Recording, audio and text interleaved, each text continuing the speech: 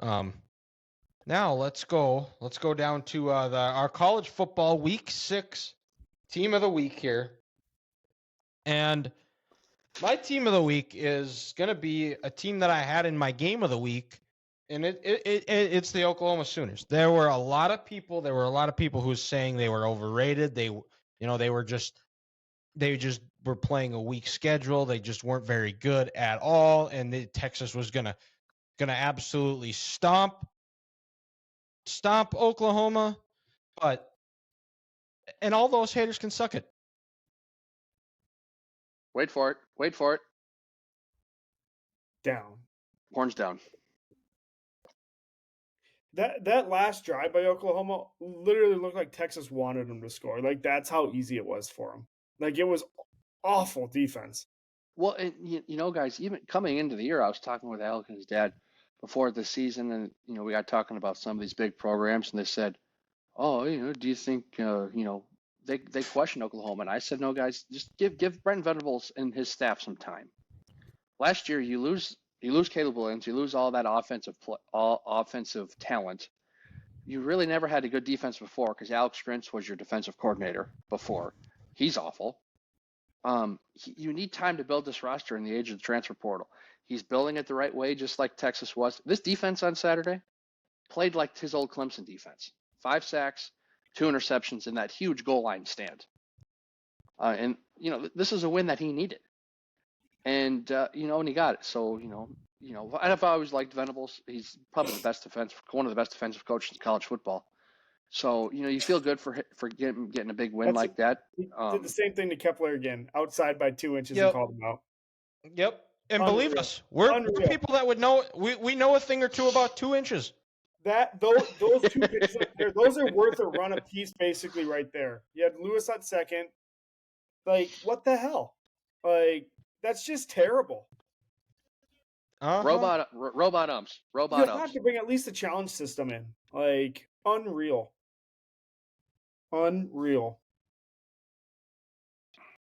Brutal. And but yeah, so, and I don't even think this is an indictment on Texas. I think they're going to play each other again. They're going to play each other in Dallas again at Jerry World. And Quinn Ewers, he had the 2 interceptions, but other than that, he actually played a pretty good game. This is one that was on Sark. Once they got into field goal range, I thought he got a little bit too conservative, and which ended up giving Oklahoma too much time.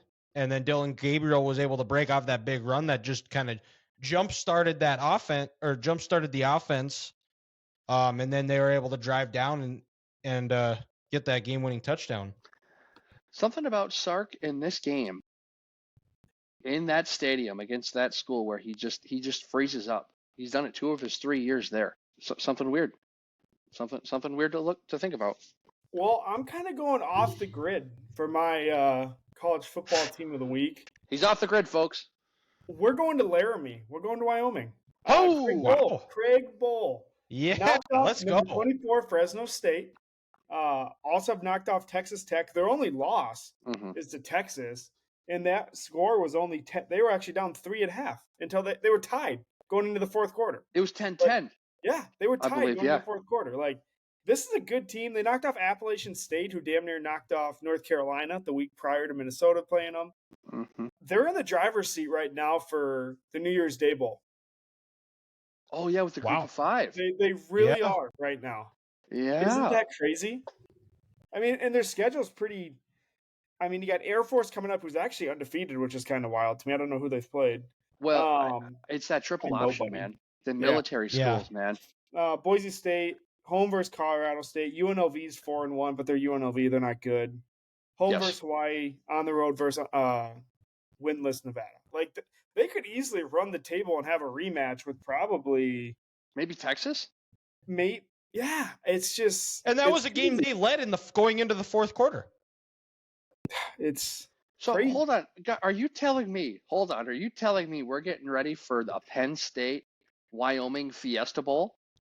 How sick would that be? All those Hicks down in Florida. Oh, Arizona. it's awesome. It's the James Franklin Classic. Penn State goes 10-2. They lose to the two best teams, and they make them play a group of 5 teams because they're the Fighting Pedophiles, and we don't like Penn State. It's awesome. USC goes and loses again to the top. Yes. Oh, it's gonna be great. Oh man. Oh, that's good awesome. For them. Cool. Go Cowboys. That's awesome. Yeah. I like that off the grid. There you go. Yeah, absolutely. Well, if Ethan was on the grid, I'm going to be basic here, and I'm going to be on the grid with the last 2-time national champions, and I'm going with Georgia in this aspect. We were dogging them all year. Oh, they're sleeping. They don't want to pay attention. Blah blah blah blah blah. I even kind of dogged them last week a little bit. I said they looked like Ohio State in 2015, and then they play an SEC opponent and they put up 51 points on them. They win 51-13. They kind of told everyone else in America, hey, don't forget about us. We're still pretty damn good. Carson Beck, 28-35, 389 yards and 4 tutties. I think what's more impressive, Brock Bowers caught his 24th touchdown pass as a tight end. It's pretty good. To pass A.J. Green. And there's a chance he could be the all-time leading touchdown receptions holder at Georgia by the end of this year. In 3 years. In 3 years, which is incredible. I mean, he's a combination of Travis Kelce and George Kittle. He'll maul you in the running game, but he's an athlete when he gets in space. And I think this week, Georgia kind of told everyone, hey, don't forget about us. When we turn it on, nobody in this country can beat us. Yeah, I think Michigan can. And if there's a year, it's this year, and it's this Michigan team. Mm-hmm. Yep. Yeah, they're better than the Gophers.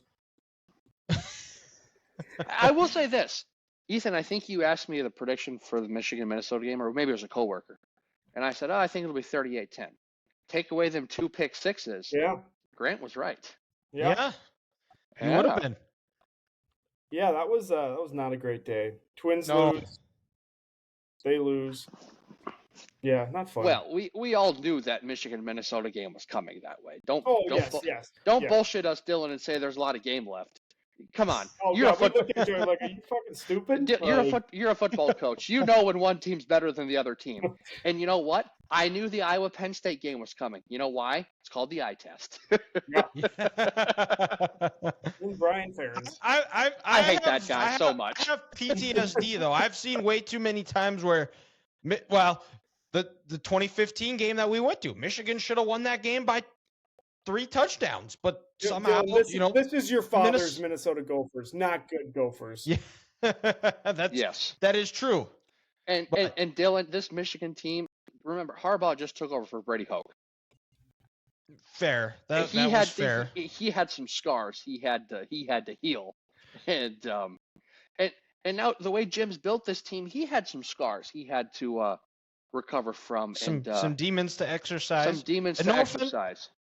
This is no offense to Brady Hoke because I'm sure he seems like a very nice guy, but it just didn't work out in Michigan Michigan. Just because you're a nice guy doesn't mean you're a good football coach, and there's nothing wrong with that. That's true. And also, you know what Brady Hoke's issue is? Let's call a spade a spade. The no headset. I mean, come on. Yeah. No. It's not 1964 anymore. Put the damn technology on, Brady. Yeah. Yeah, you know what? You are right. And let's